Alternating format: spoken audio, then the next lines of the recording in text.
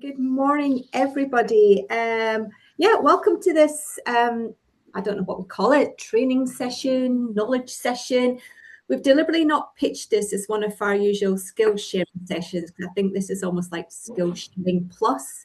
This is a really, really interesting topic, and we've got a great speaker that's going to talk to you today. So today's session is an hour and a half long, and it'll be partly Andy talking to you, but a lot of breakout rooms and lots of time for chat and answers. You've not got your mic off. Can you turn it off, because there's a bit of background noise coming through? Or Barbara, can you turn off people's? That's it. That's brilliant. Thank you. So today's session using PIE methodology in assessing value. I'm not going to try and explain what that means, because that's what Andy's here to do. So Andy, who is talking today, is one of our ABM members, but he's also the co-author of the Financial Times Guide to Leadership, which was runner-up for Leadership Book of the Year in 2024, and also a finalist of the prestigious Thinkers 50 Coaching and Mentoring Award in 2025, regularly writes for Psychology Today, and also contributes to Harvard Business Review. So we are in absolutely amazing hands today.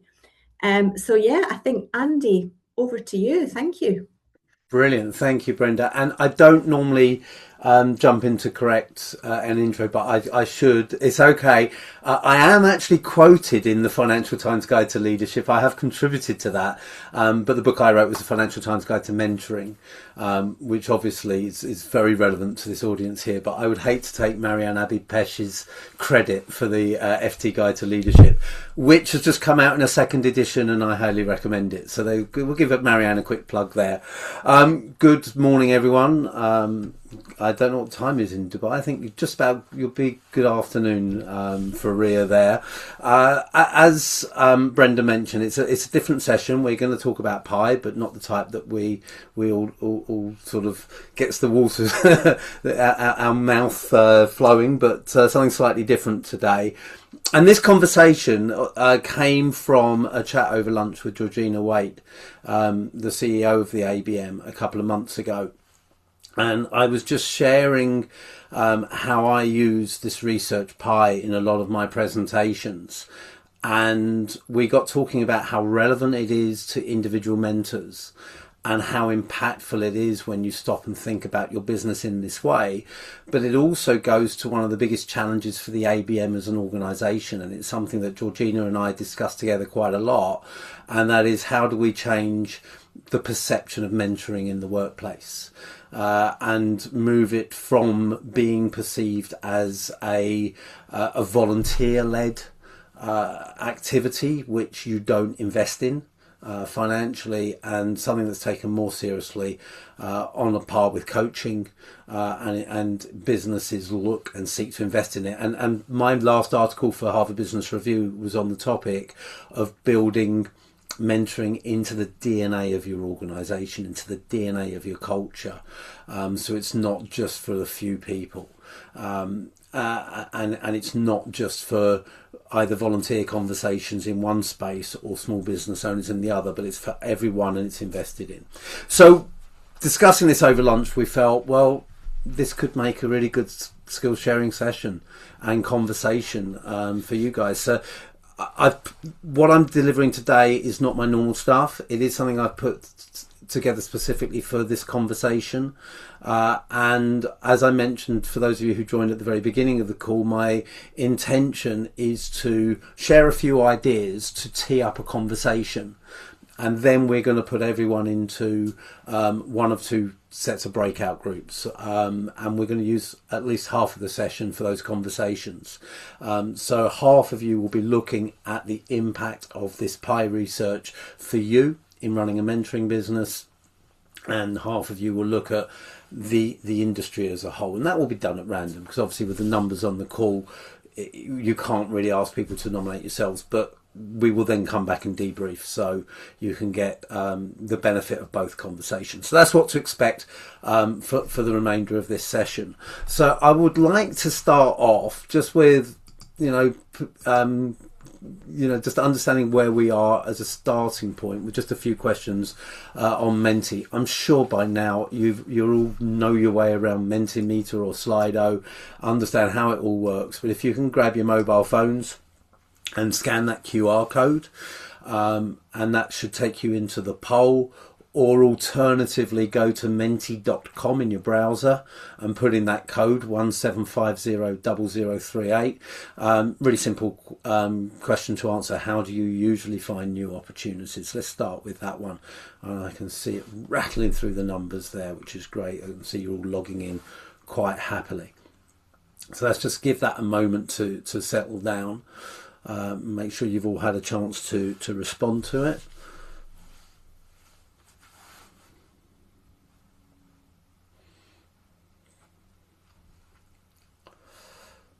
So that's most of you responded, just a couple more to go. Great. Okay, so an interesting spread across the different options that I gave you there. But what's really clear is that out of 30 responses so far, 30 obviously you've chosen different options. So actually over, what have we got, 45, about 50 responses, 35 word of mouth or networking events, getting out there, getting people to know about you, understand what you do, where I would expect things to be. But I wanted to clarify that we're on the same page here. So let's have a look at that in a bit more detail, because one of the key things that you want to do is create visibility. Peter said recommendations, people who know me. That's visibility as well. So how visible do you feel today compared to where you want to be? Are you visible to the right people? Is visibility supporting your goals, bringing you the opportunities that you want? Are you confident that you're being noticed? Just score that on that scale of 1 to 10. Strongly agree, or you're way off it. Let's just see how you feel you are at the moment with that.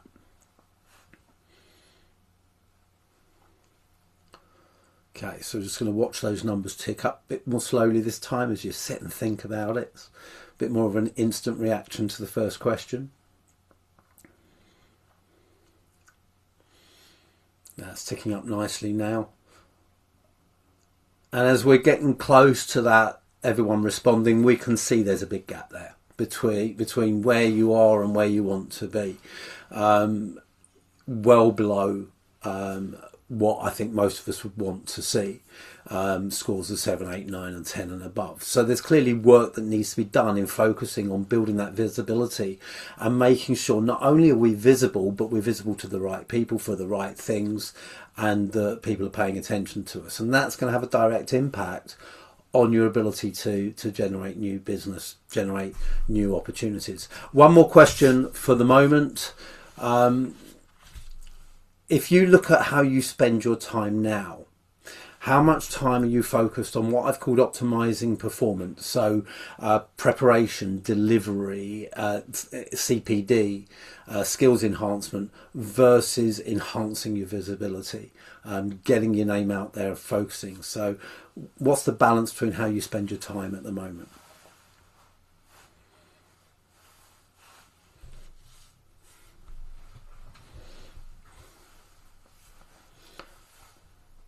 Okay, so again, we're about halfway through the number of people responding. So we'll give it another moment or so. We're getting up there.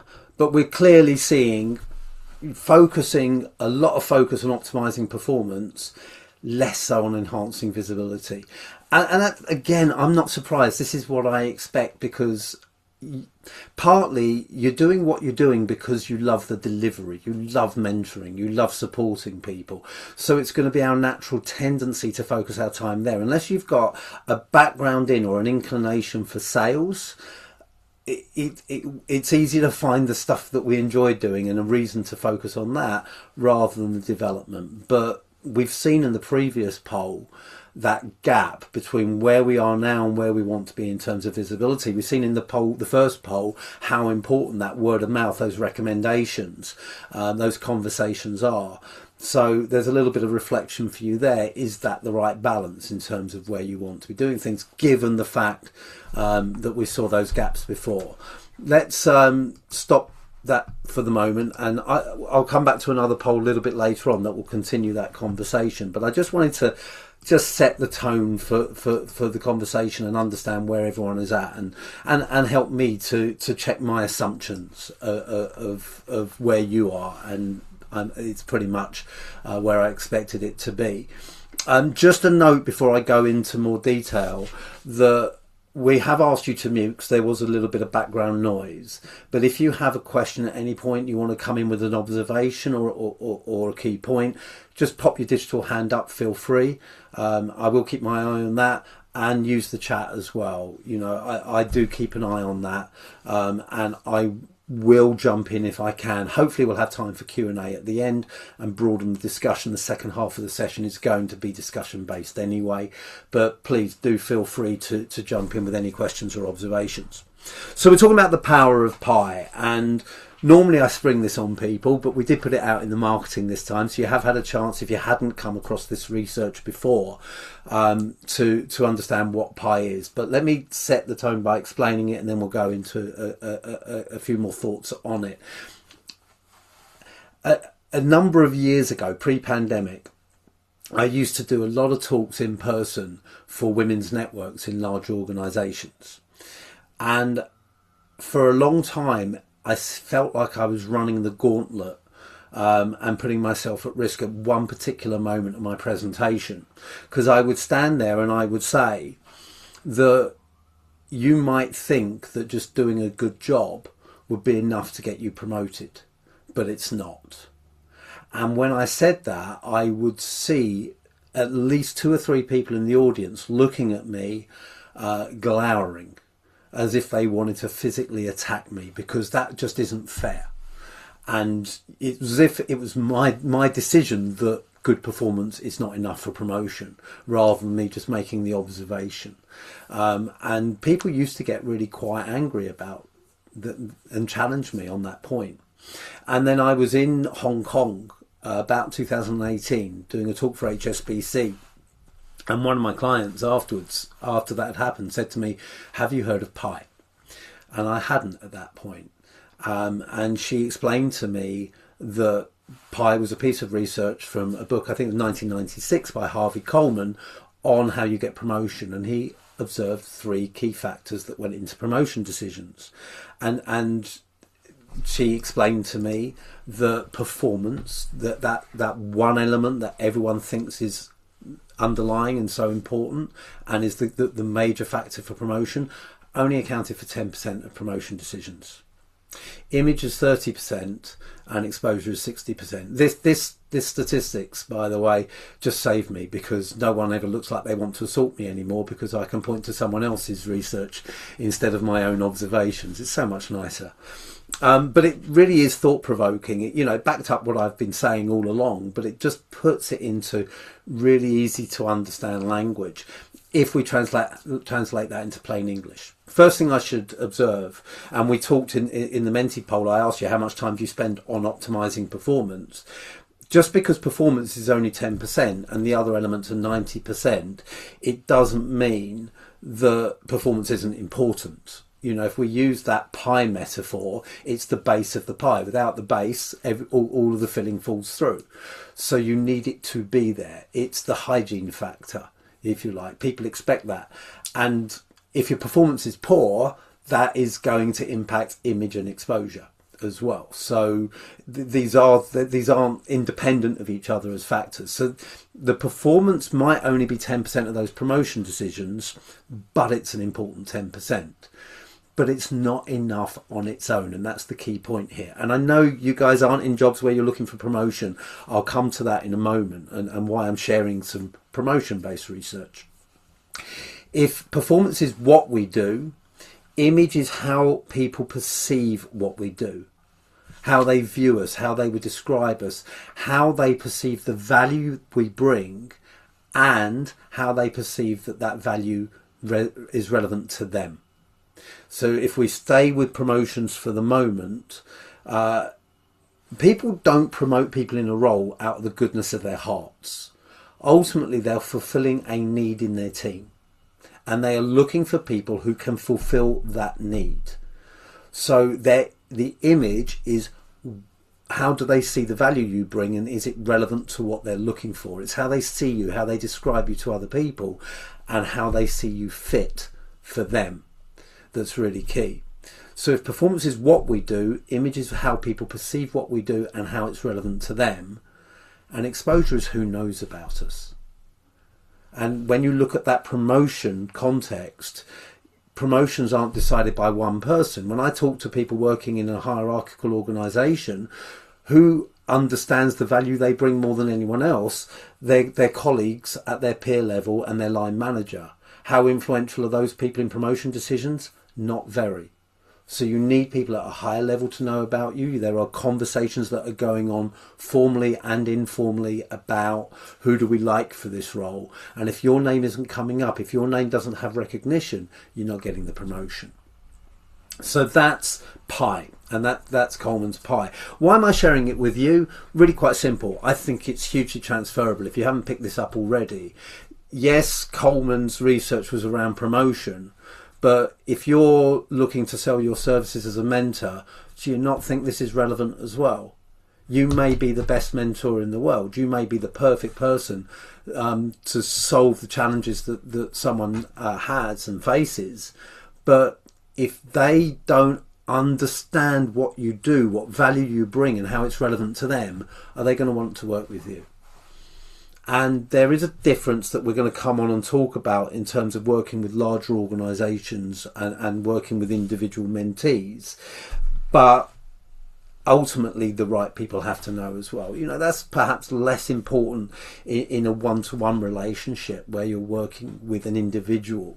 But if you're working on a corporate scheme, then exposure really comes in. But equally, if we take the broader point of view, the questions we've just looked at in terms of visibility, do people know about you? Do they know the value you bring?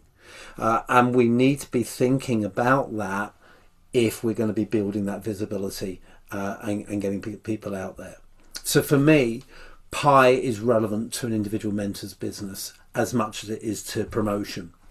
And then we get to the question of the industry and the position and understanding of mentoring in the business world and the organisational world generally today.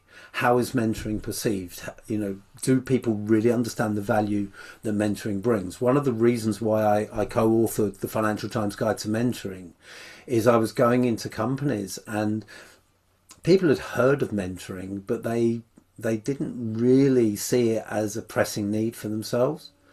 And in fact, it almost comes, and this was a story that I shared in that HBR article, it almost came too late. When someone missed out on a promotion, suddenly, when they brought it up with their boss, why did I miss out? Then they were attributed a mentor, not when they wanted it.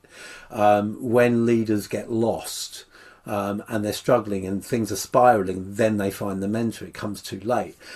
We need to shift that image of mentoring. We know as a group the impact mentoring can have on businesses, on organisations and on individuals. But do they know?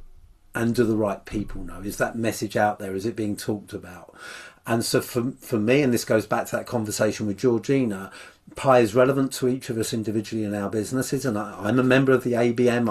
I'm in the same boat as you on this call. And it's important to us as an industry. And why should you care about the industry?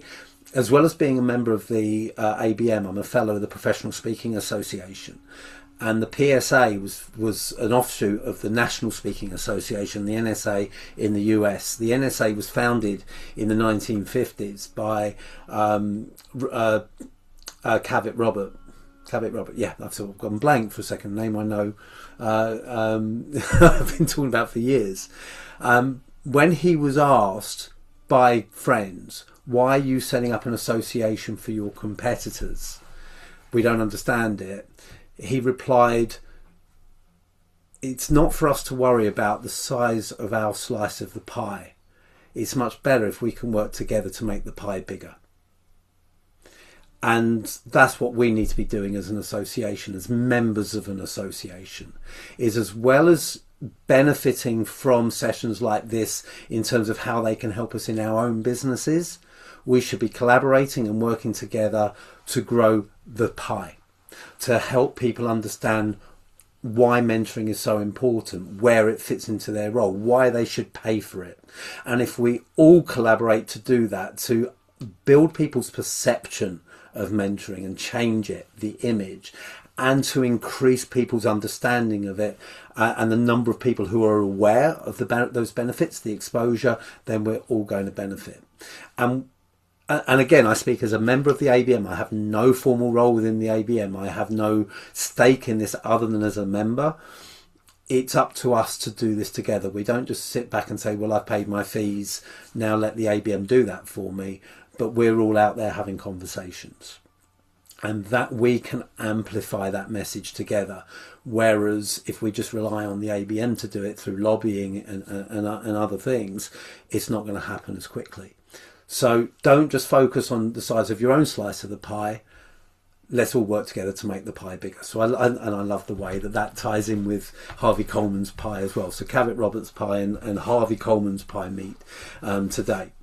So I'm going to ask you that one other mentee question, just based on that. So I'm going to share it again. You probably have got the new question come up in your browser already anyway. But if I asked 3 people in your network at random what you do, who you do it for, and why it matters, would they give me the same answer? And would it be the answer that you want? I'm going to throw in there as well.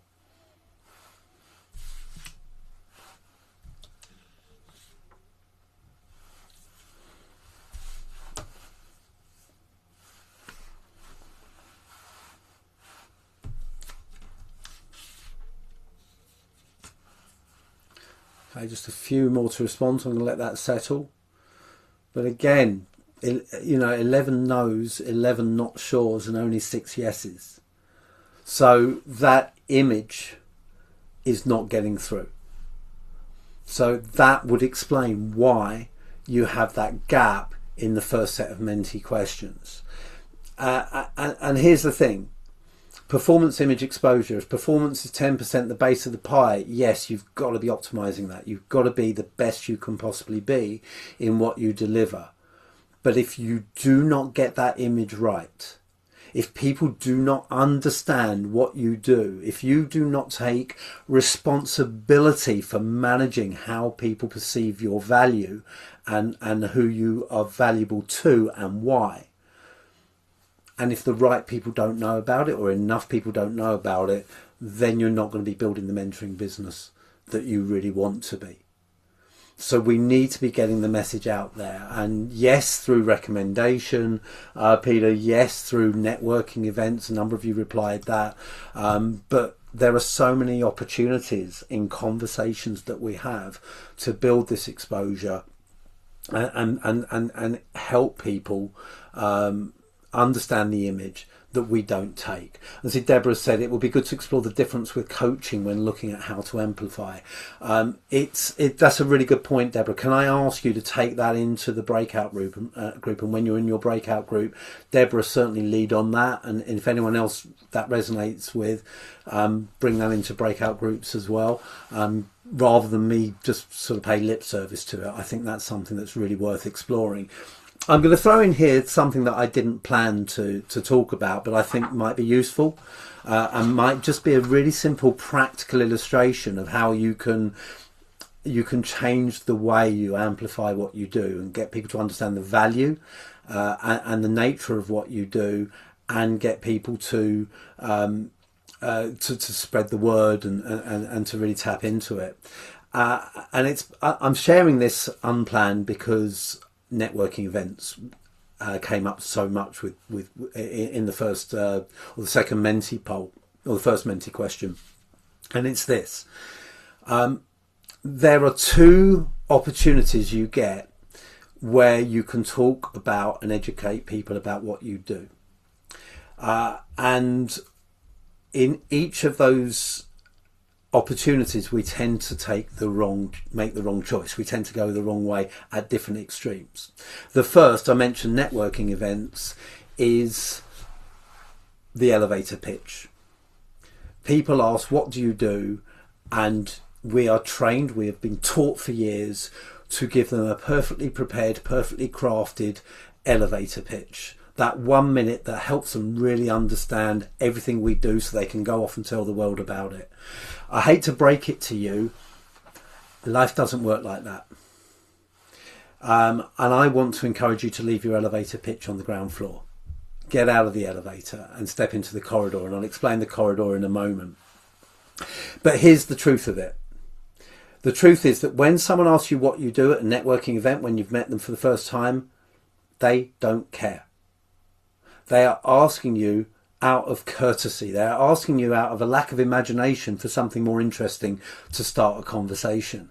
And when you respond with that beautifully crafted elevator pitch you spent all that time on and went on that training course to learn how to do perfectly, they're not listening. They are waiting for you to finish, because when you finish, you're going to turn around and say, and what do you do? So they can give you their perfectly crafted, meticulously rehearsed elevator pitch. You shake hands, you connect on LinkedIn, and you go your separate ways, and you completely forget about us. So we want to leave the elevator pitch on the ground floor. Jonathan, I'll come to your comment in a moment, because I'm sort of I need to read it in full, but I will come to that in a second. The other opportunity is the reverse. When friends, family, colleagues, peers meet us and they say, how are things? How's work? How do we respond? We don't respond with our elevator pitch, do we? We go to the other extreme. We turn into Kevin the teenager. If all of those remember Kevin the teenager, and we grunt monosyllabically. Yeah, it's okay. It's all right. Yeah, it's good. And we don't expand. We don't educate people. We don't take the chance to help people understand what we do. And rather than an elevator pitch, we want a corridor of conversation. We want to educate people one step at a time. I also call it the drip, drip, drip effect. So in a single conversation, you may focus on one thing you do. And Jonathan, having glanced at your answer but not read it in full, this might go part of the way to that. You don't overload people with everything you do in one conversation, because they won't remember it all. But you share one thing with them. Let them go away with that. But each time you talk to them, share one different thing and help them build up an understanding of what you do over time. Corridor of conversation looks like this. I want you to picture a corridor along which there are multiple doors going across the corridor. When someone says, what do you do? Or how's work? Your goal isn't to race them straight to the end of the corridor in one go, overwhelming them as you do. Your goal is to take them to the next door and see if they want to go through. How's work? Instead of saying, hey, it's really good at the moment, try just dripping something in there that would see whether they want to find out more. So yeah, I'm having a really interesting week. I've just won a new client who's got a challenge I haven't come across before.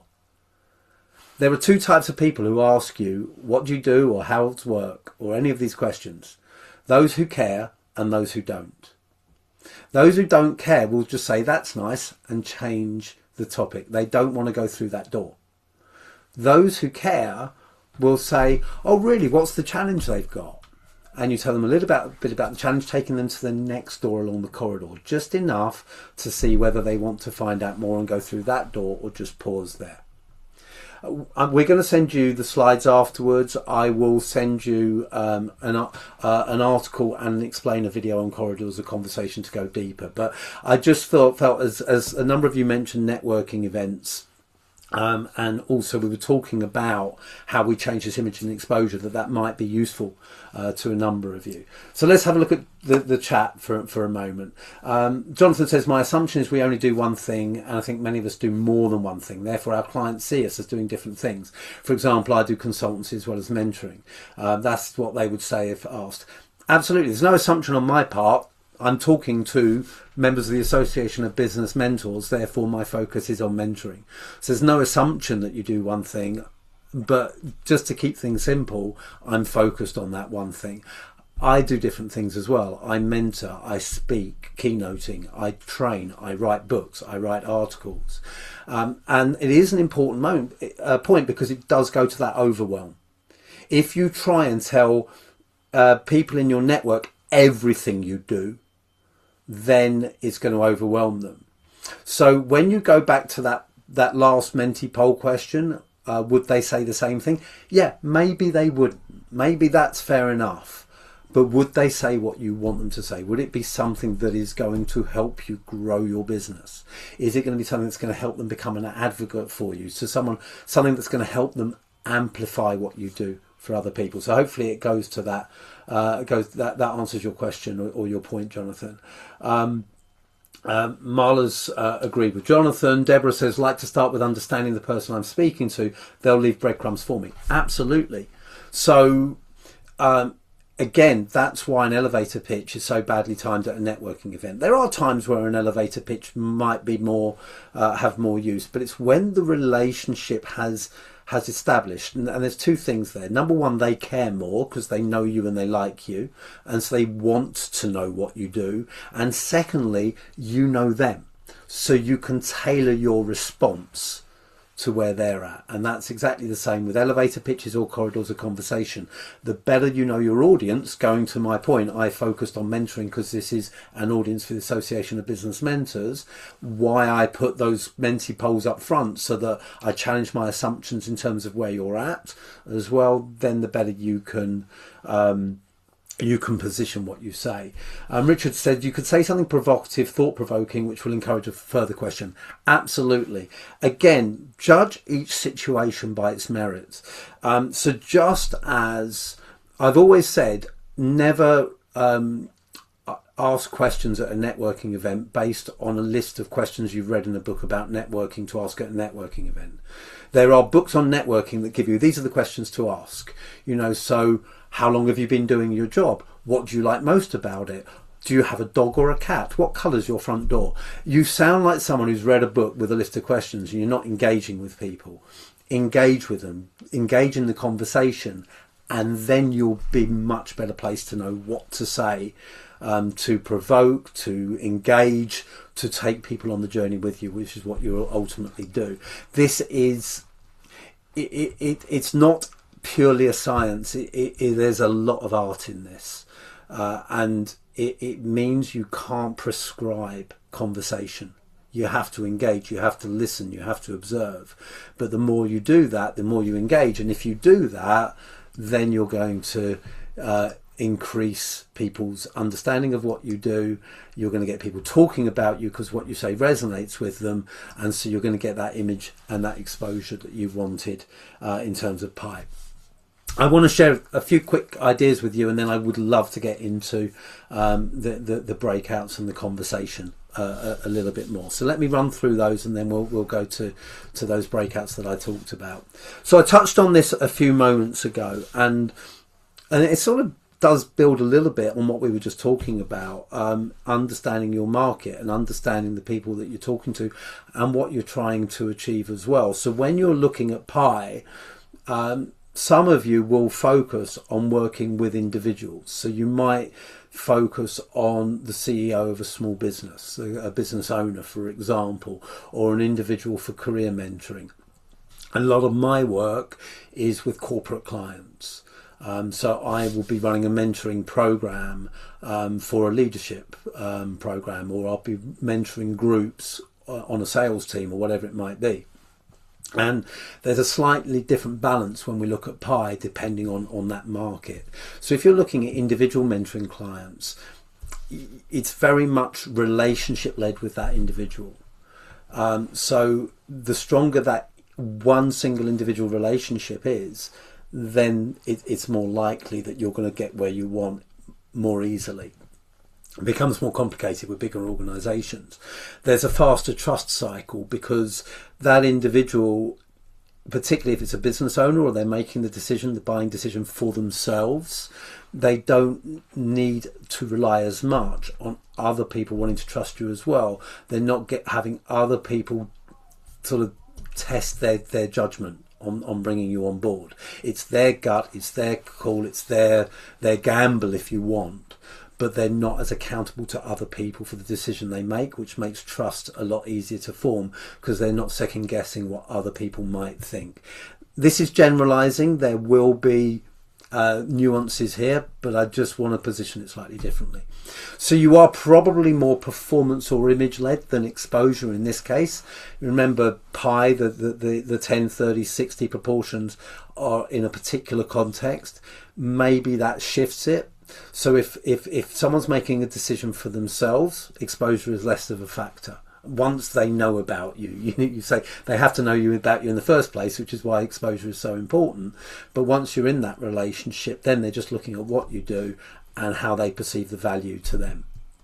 If it's corporate mentoring clients, it becomes more complex. You've got multi-layered stakeholders. You've got perception of what you do across a group. And one of the key phrases I use in one of my other presentations is it's not what you know or who you know, it's who knows you. And what they know, what they say about you when you're not in the room. And we need to think about all those conversations that take place if you're not in a room. If there are 7 decision makers and 6 of them have never heard about you and they've got their own person they want to put forward, you're probably not going to win the work. So it is the perception across a group and understanding those multi-layered stakeholders, not just that one single relationship. So we are moving more to that image and exposure. So depending on where you are as an individual may shift how you see this. Two simple principles of mine I want to introduce that will help with this as well, or frameworks of mine.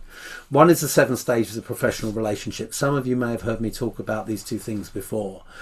I think one of the biggest mistakes we make in the relationship building we do for our profession, for our businesses, is that we assume subconsciously that networks are binary. We see networks as binary. You're in my network or you're not. You know, I talked about meeting someone at a networking event, exchanging elevator pictures and connecting on LinkedIn. And there's so often I've seen over the years, there's no follow-up after that.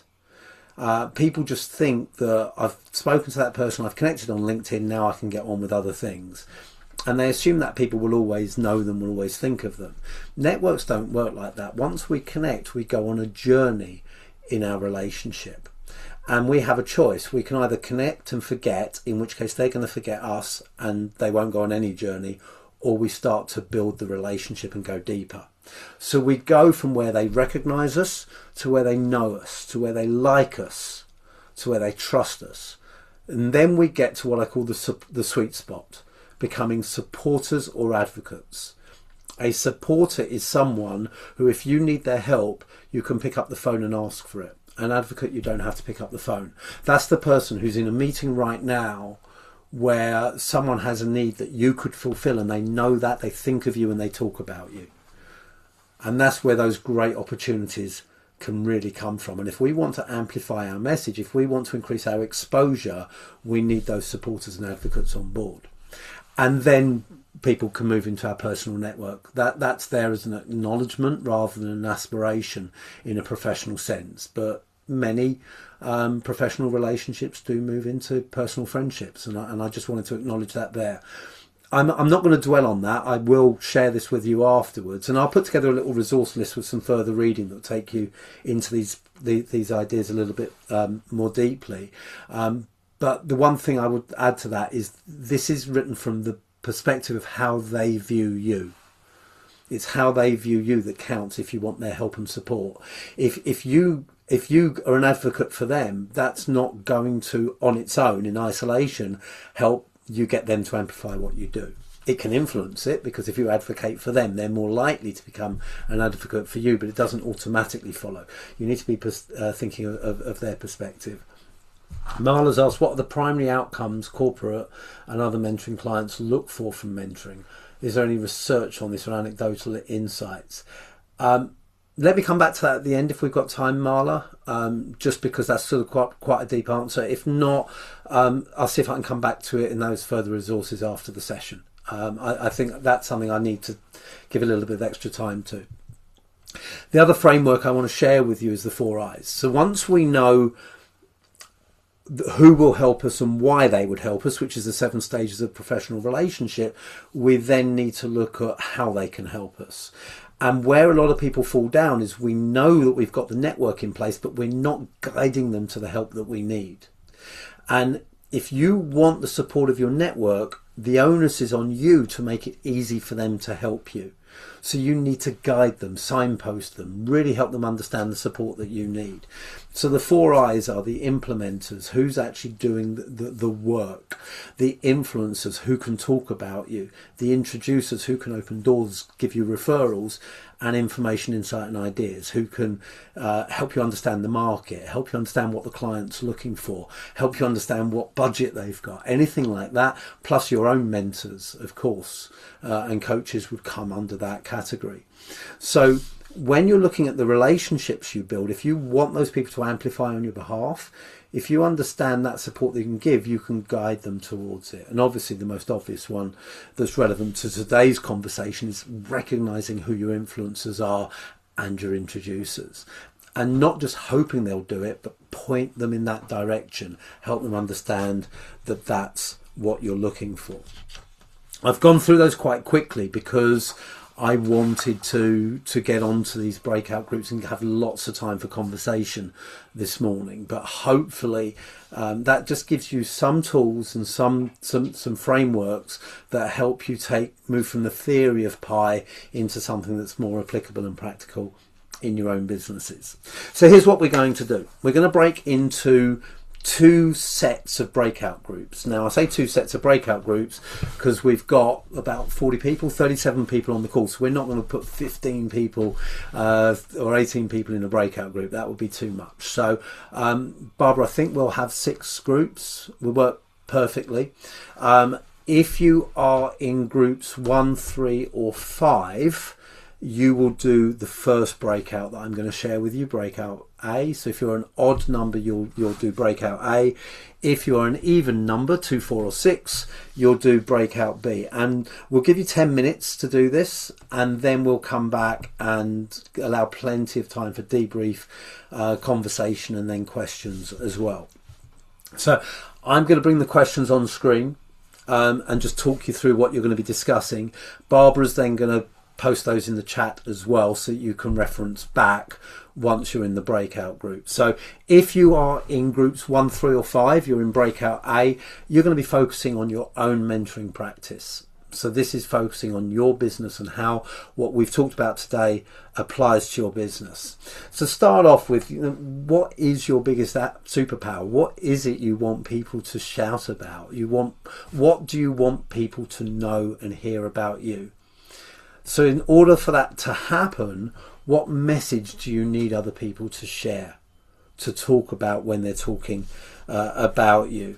And when you're in a group, so you may choose to talk generally, but what I'd encourage you to do is start with one person, ask them these questions, and then have a discussion about it. So become mentors or coaches for that person. Give your feedback, give your thoughts, challenge them as well on what they're thinking about. Is that message sticky and transferable? In other words, is it one that will resonate with people, it will stick with them, and they'll want to repeat it? They'll want to tell other people, thus increasing your exposure. What are you doing to create advocates at the moment? What are you doing to get those people who will amplify your message? And what could you be doing better about that? So Barbara, if you can post those questions in the chat for me, please. And then I want each of you to be thinking about one key relationship that you could develop from this afternoon. You come off this call and you're going to focus on one key relationship. Who is it? Think of one key message that you could strengthen that's not getting out there. What you would want people to say about you, whatever part of what you do that is, Jonathan. And if that message isn't resonating at the moment, what can you do to sharpen it? And one action to achieve greater visibility in the next 7 days, just to get you going. So Barbara, if you can, you've got those in there as well. That's perfect. Thank you. So that's breakout A. So if you're in an odd number group, you'll be doing that. If you're in an even number group, you'll be on breakout B, the broader perception of mentoring. How can we amplify the value of our industry as a whole? How can we get people to really understand, just why mentoring is so important and why they should engage with it and be willing to pay for it as well? So let's start with the basics. How is it perceived at the moment, and how should it be perceived? What's the gap? What's the message we're failing to get out there? How can we reframe mentoring? What do we need to do? What does that message really need to be? And then what can the industry do? What can the ABM do? And what can we do individually to help to spread that message? And then what I'd love to hear in the debrief from those groups is one key narrative shift. We want to move from this messaging, which is out there at the moment, to that messaging, and one action that mentors can take individually. So those are the breakouts. I'm going to give you 10 minutes on those. That'll bring us back at just about 11:30 UK time. And then that will give us a good 25 minutes, half an hour for a debrief, find out what's come from each group. So if I can ask from each group, if you can appoint a spokesperson at the end, we'll give you a 1 minute warning when we're going to close the groups. So if you can appoint a spokesperson at the end for that, and really just to make sure we're flowing through, just agree one key thing you're going to share from your group, and we'll see where the conversation takes us from there. Okay, there's a link there from Mark. I'm not sure what that is. Mark, do you want to tell us what is this to do with Marla's question? Yeah, I've got a nod there. So Marla, you've got, and I'll have a look at that while you guys are in the breakout rooms as well. So if we have time at the end, I can address that. If you have any questions, pop it in the chat, or just hang behind quickly and let me know. But let's get you into the groups. We'll see you in 10 minutes.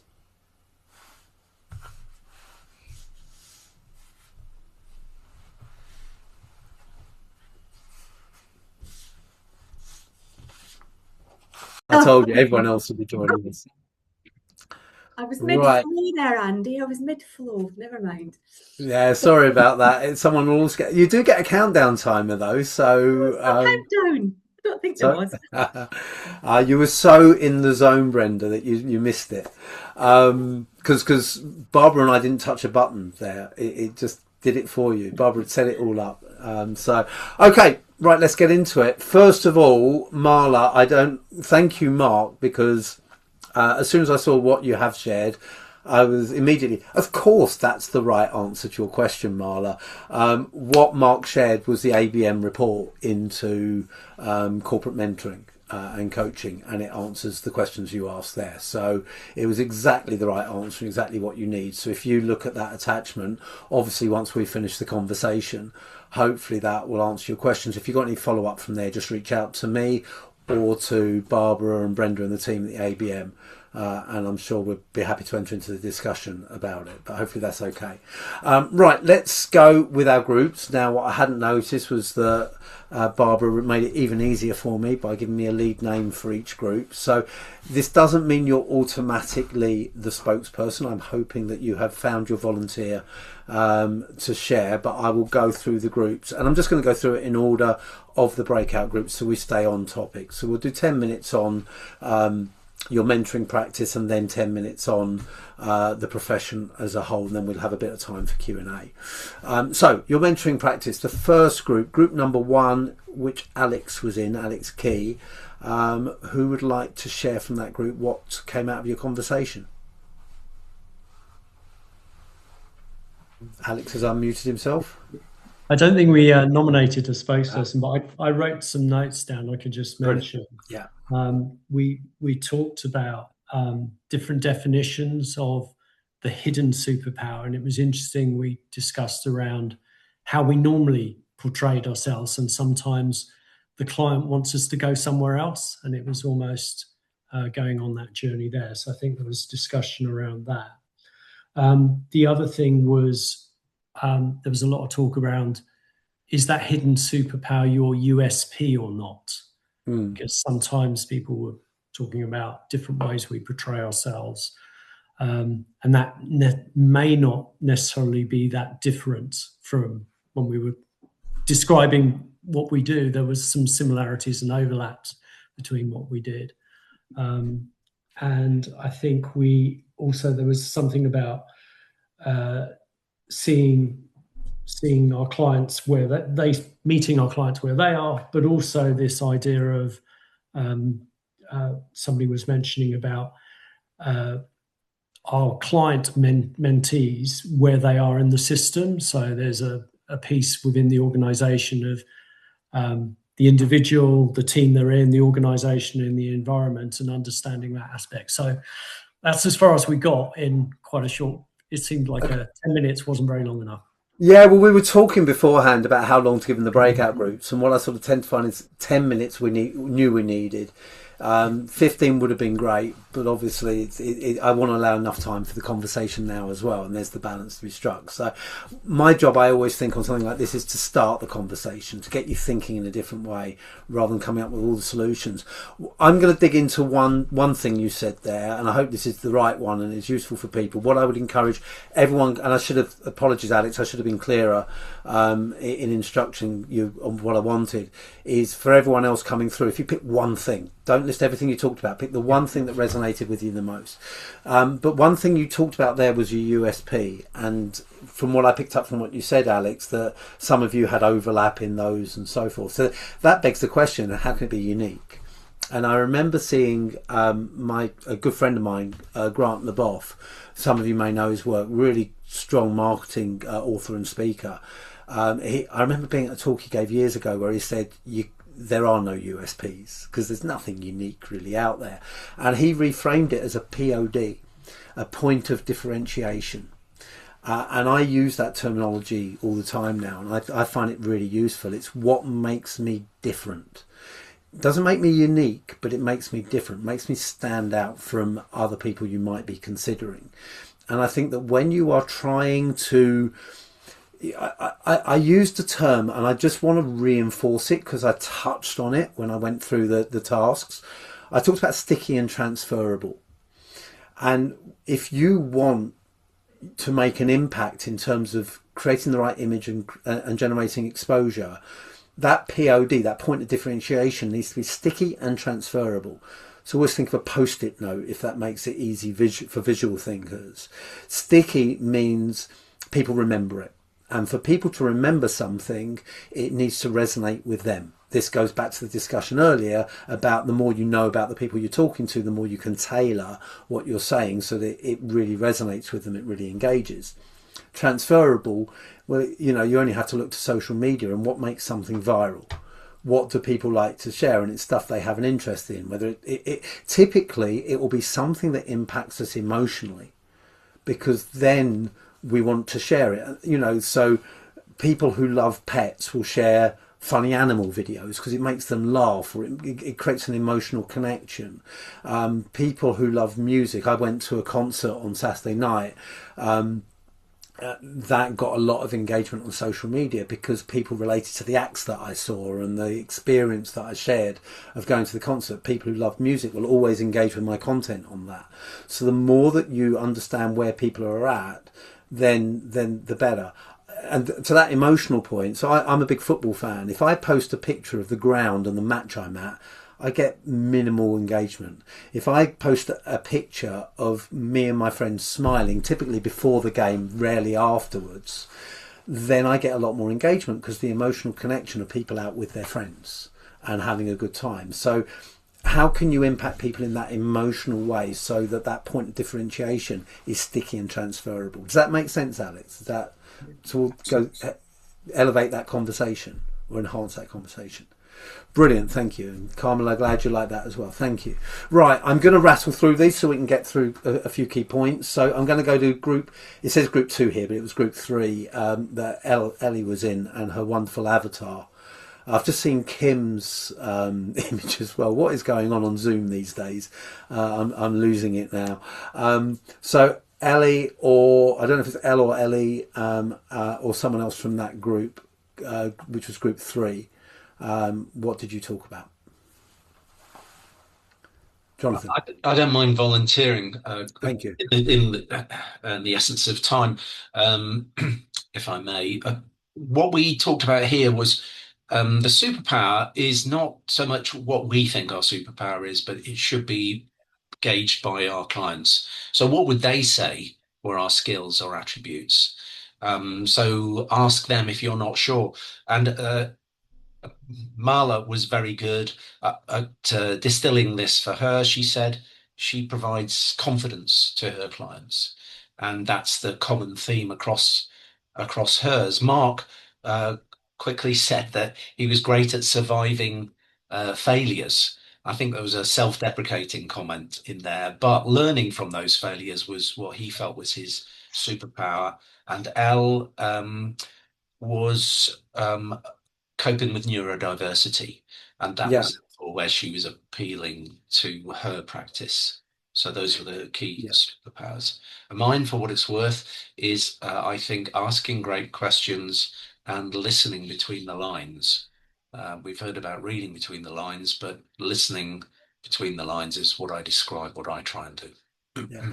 I think it was great to hear each of those. And if you think back to the corridors of conversation, learning from failure or surviving failure, that's a great example of taking someone to the next door, seeing if they want to go through. What do you mean by that? What failures have you had? Is the natural response to that? It's not easy just to say, oh, that's nice to know, and change the topic. I think the neurodivergence focus will really resonate with some people. It will make them think of themselves or think of people they know. The confidence one is an interesting one because I want to know, how does that feel? If you're seeing things from the perspective of your clients, your mentees, what did that enable them to do, or how did they feel after? And if we can get beyond the just more confident and to something that is even more easy to visualize, then I think that can really resonate. So I think that's something that could be expanded upon.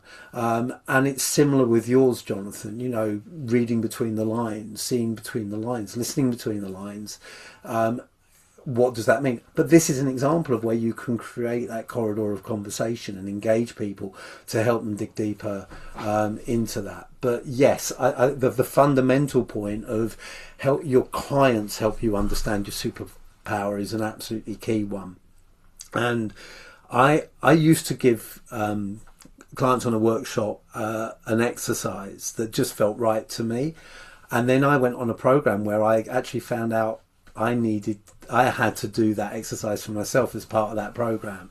And it's one of the most powerful things that I did. And I would encourage you to do so. And that's to turn to people in your network, in this case, your clients, and ask them how they see you.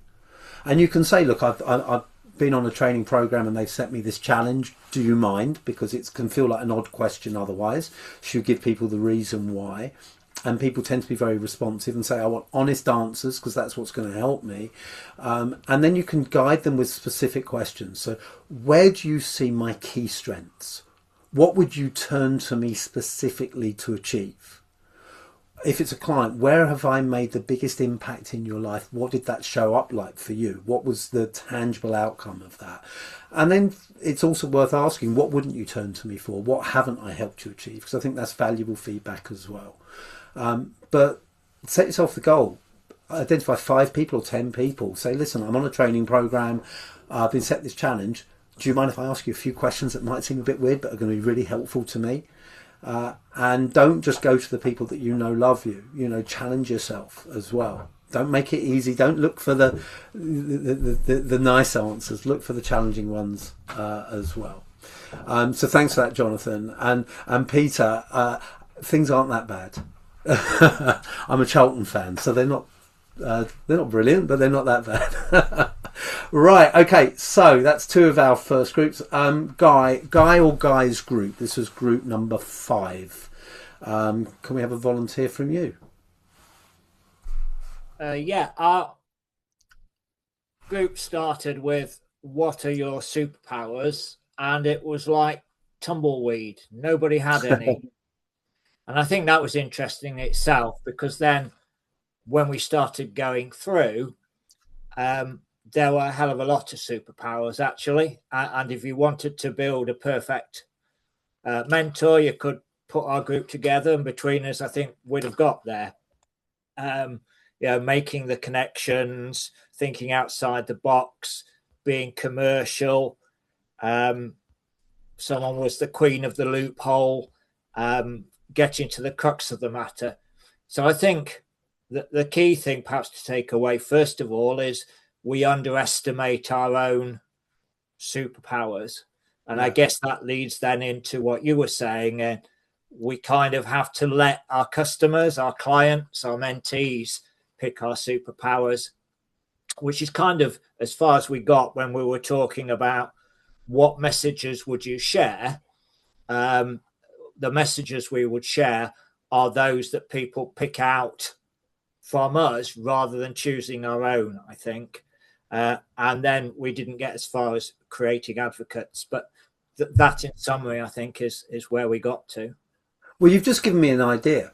And this is literally just based on what you've just said. So I don't know how many of you are using AI as part of your business now, but I will use AI quite heavily now in the work that I do. And here's one thing that you can do. If you have, first of all, whichever AI engine you're using, you can set up a profile. So I have a profile on ChatGPT and I tell it as much as I can about me. And then it learns more and more as things go on. So what you could do is put that list of superpowers you've identified for yourself into that profile on the search engine, or you can include it in the prompt and say these are the superpowers that I've identified. And then if your client has allowed you to record a call, post up the transcript of the call, or and you may need permission to do that, or your notes, put your notes from the call into that and say, from these notes or from this transcript, which of my superpowers are most relevant to the position and the needs and the challenge of this client, and how can I refine my messaging so that it resonates more clearly with them. And what I find is I will use that type of approach, not that specific one, because I've just thought of that from what you said, Guy, but I've used that type of approach when I'm putting together a talk. So the AI engines know what I do, they know the work I do, they know the modules and the elements of what I do, the frameworks that I share, the tools that I use, and I'll have an idea anyway what I want to do, but I'll put the briefing call notes in, or briefing call transcript in, and then I will say, help me to craft this, and it will pull out ideas I haven't thought of. You still rely on yourself to modify it and check it and correct it, but as an inspiration for ideas, it could work. So that might be something to think about. Let's use AI in the way that you should do. Demetrius has asked, have you asked ChatGPT about your own superpowers? And I don't know if you're asking me generally or that's rhetorical. I'm going to treat it as rhetorical. I haven't. I have probably, but not in those words. Let's put it that way. But I have asked, yes, I have. I've asked it for my marketing messages and strengths and positioning and things like that, and write bios on me and so forth. So yes, I have, but not in those words. Kim, in my opinion, a superpower is not an industry specialism. It can be. So if people want someone who, and I come across this a lot, I work in the pharmaceutical industry, for example, but I don't come from pharma. And if someone says, I understand the world of the pharma rep, I've been there, I've done it, that will be a superpower compared to me. Absolutely. So it can be. Do we edge into consulting? Not necessarily. I even with mentoring, people want someone who understand what challenges specifically they face and they understand the landscape. So I do think it's a difference. So it can be. I'm not saying it always is, and I wouldn't rely on that. But from my experience with clients, they do value someone who's sat in their job, who understands their role. I bring something different because I don't have that in my background, and so I have to find other superpowers that compete with that. But if you have that background, it can be a superpower. Right, I'm aware of time, so I do want to get to the industry wide. So let's do that. So Brenda's group, group 2. I'm hesitant to be the spokesperson. Deborah, do you want to speak for us? Or Peter's got his hand up. Oh, Peter has. Right. Okay. Excellent. Yeah, happy to volunteer. Thank you. So in terms of how mentoring is perceived, think there was a perception that it's unique, and everyone that we work with, they have a slightly different perception, specifically when thinking mentoring versus coaching. A great way to reframe would be what's on the ABM website. That is kind of got the yeah, that's pretty much the work's been done for us. So let's not reinvent the wheel. Let's use what we got. And maybe to change perceptions in the longer run, can we give real life examples? So I help managers by mentoring become CEOs, as was one example in our group. So that's enough for us on the interest of time. Yeah, perfect. And yeah, look at the resources that are out there already, and understand that it's there, but then say, how does that resonate with you? And how can you then build that into your communication with other people? Because it's one thing being aware of what's on the website. You don't just want to regurgitate it, but you want to embed it into the conversations that you're having on a consistent basis. That's what's really going to change the exposure. Thank you, Peter. Gabby or Gabby's group number 4. Petula, did I see you trying to speak? You're on mute. I was going to say if Gabby wanted to speak, that's all. But I'm happy to give my 2 cents really quickly. Really quickly, I think we all agree that the ABM are doing a really great job to help the market to understand what mentoring is. But we feel because mentoring is offered free of charge to the mentees, we were thinking about expertise and value and the value and expertise that we bring, and should that not have a value to it, therefore charge for it in some way, because we feel with the mentees, some mentees are brilliant, they'll attend every time, other mentees will drop off, cancel at last minute, and we just feel like bringing in a fee would make them, let's put it, more diligent. I don't know if the others have anything else to say, but yeah, monetize it. Yeah, I'm going to stick with that. And I can see Kim applauding away there. This is part of the challenge, is that if we don't value what we do, why would anyone else? Peter sort of talked about a fee that will be forwarded to a charity. So if I have an approach for work from people who can't afford my fee, but I want to help and support them, what I will typically do is I will ask them to pay a nominal amount. Or the amount, the budget that they share with me, if it's below a certain amount that I don't want to be seen to work for, I have 2 charities every year that I select, and I say pick one of these 2 charities, because I want them to still go through the process of valuing what I do, and I think it does make a difference. There is in the speaking world, there's a whole conversation about invoicing for the full value and then discounting it. There have been questions over the years about tax implications and so on that, so don't take my pure advice on that. Check it, but that might be something worth looking into and considering, so that people receive an invoice that they see what the value of the mentoring is, even if they're not paying it. We've chosen not to do that over the years, but in speaking it's been talked about a lot for a long time.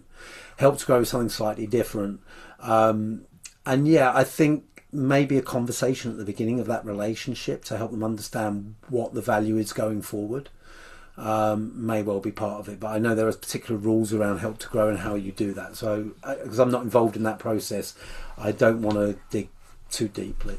Kim said it becomes our responsibility to sell the idea of why we monetize, which makes it tacky when the industry does not make it easy to do so. Yeah, absolutely, and that's part why this conversation. What can the industry do to change that perception?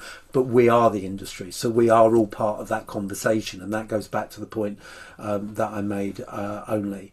Brenda, I tell my Help to Grow clients what I charge my commercial clients, so they appreciate the value. Get people to actually understand that and the limits to it as well. And then finally, I think we have a volunteer. Ria is going to talk for the final group. Yeah, and I think that the previous conversation really flows in well, because that's something we discussed as well. Yeah. For us, we obviously in our group, 4 of us see that mentoring in general is not perceived as something that can be charged for. And of course, yes, as you've just stated, it's also the industry really isn't helping us because there's so many programs out there that expect us to mentor voluntarily, and then obviously we aren't reimbursed, and then the people who we mentor, our mentees, they don't necessarily see the value we add unless we speak for it. So I've been mentoring for 10 years voluntarily, but I also now for the past year or just over a year have been started working with clients who require mentoring. And my clients range from solopreneurs, SMEs, all the way to corporates. But we also feel it kind of took us back to where we were networking in the first conversation we had. That's what's helped me bring on paid mentoring clients. And I make myself clear, this is mentoring, not consulting. So I think that for us, that was the main topic of conversation, is like, how can we get the support of the likes of ABM to help, generally make mentoring as perceived to be value add into your personal and professional growth. That's the conversation where we were at. Fantastic. Thank you, Ria. I'm going to move on just purely for time and because Demetrius wants to make a point about Help to Grow. So Demetrius, if you can make it a quick point there. Really quick one. I don't know how many people on the call are in Help to Grow. Some of the comments I sensed were of us coming through Help to Grow. And I think that relationship is a bit flawed in terms of the way the companies working in that space to promote Help to Grow have positioned us. And we come out of that discovering and trying to move it forward and working with the ABM. But I don't think there's enough understanding, maybe, within the Help to Grow fraternity on how they can support the mentor. And I think some of it needs to start in that space. So I'm going to make an offer here that I haven't discussed with Brenda or Barbara. It's just from listening to what's going on. As I mentioned at the beginning, this is not my normal session. It just came out of that lunch with Georgina. We tried to give as much time as possible for this conversation. I think it needs longer. And I think this is a start. So if there is an appetite from the people on this call for a further session that isn't involve frameworks and the background and the context, we get straight into carrying on this conversation, I'm happy to facilitate that. So if you would like to, would you let Brenda or Barbara know? And then if Brenda or Barbara would like to do that, let me know and we'll put that together. And it will literally be, I'll maybe create some another breakout group activity to move it forward, and then we can open up. If you would like that, I see lots of positive responses. Can you also respond to Brenda or Barbara saying, would you specifically like to focus on one or the other of the two areas, or both? Individual practice or the industry as a whole, or both? So I'll pass that over. To finish off from my perspective, and we can build Q&A into that session as well, as we haven't got time for it today, I did create a tool. So I always like to give practical value going away. So I created a quick tool, and we're going to share the slides with you. So this will be in there, that will just help you to put the personal practice stuff into action. Just a simple spreadsheet. Who you come up with 5 or 10 key contacts who can really get that message out. The 7 stages of professional relationship. Where are they on that at the moment? Where do you need them to be? In terms of how well they understand the value you bring, where would you score them? High, medium, or low? You can adjust these scales for yourself. In terms of their ability to talk about you and their willingness to do so, the same there. And what are you going to do next? It's a really basic tool, but just to help focus your mind on putting all of that into action. So we will send this out with the slides, so you can create that from there. But just remember what it says at the bottom there. Your work doesn't scale through performance alone. 75% of you in the poll, from memory, said you focus your time on, or you're focusing 75% of your time, on performance over visibility. But it only scales when the right people understand what you do and share it, and that's what we need to be focused on if we're going to make the most for the pie.